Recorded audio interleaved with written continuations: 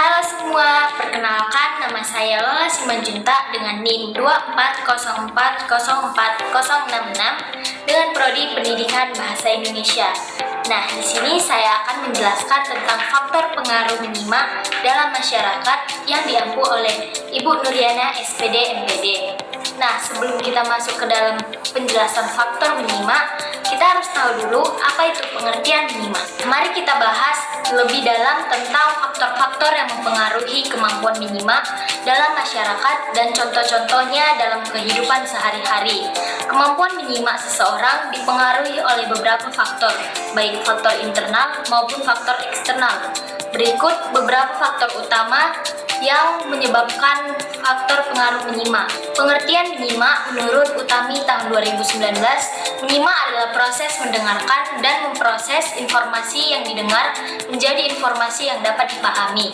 Menurut Kamus Besar Bahasa Indonesia atau KBBI, menyimak adalah proses mendengarkan atau memahami dan memperhatikan baik-baik apa yang diucapkan atau dibaca oleh orang lain. Faktor internal, fisik. Kondisi kesehatan fisik seperti gangguan pendengaran, kelelahan atau kondisi medis tertentu dapat menghambat kemampuan seseorang untuk menyimak dengan baik.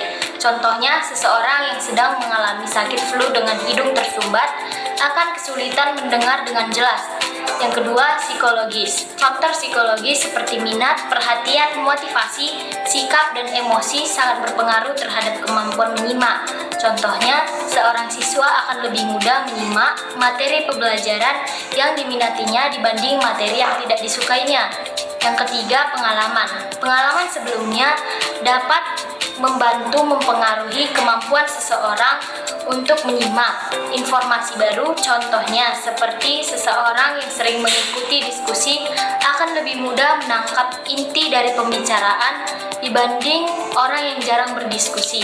Ada faktor eksternal. Yang pertama, lingkungan. Kondisi lingkungan fisik seperti kebisingan, pencahayaan, suhu dapat mengganggu konsentrasi dan kemampuan menyimak. Contohnya, sulitnya untuk menyimak percakapan di tempat yang sangat bising atau sangat ribut seperti pasar. Peran sosial yang kedua. Peran seseorang dalam masyarakat dapat mempengaruhi cara ia menyimak.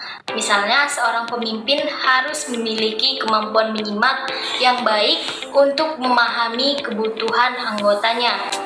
Contohnya, seperti seorang guru harus mampu menyimak pertanyaan siswa dengan cermat untuk memberikan penjelasan yang tepat. Yang ketiga, media. Media massa seperti televisi, radio, internet memberikan informasi dengan cara yang berbeda-beda. Cara seseorang mengkomunikasikan media juga mempengaruhi kemampuan menyimaknya. Contohnya, seseorang yang sering menonton video pendek di media sosial mungkin akan kesulitan untuk fokus pada video yang lebih panjang.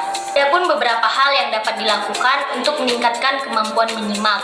Yang pertama, memahami maksud pembicaraan.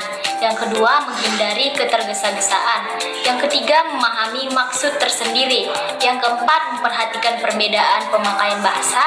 Yang kelima, menyadari prasangka sendiri. Yang keenam, memahami prasangka pembicara. Nah, itulah penjelasan yang bisa saya sampaikan. Terima kasih semua.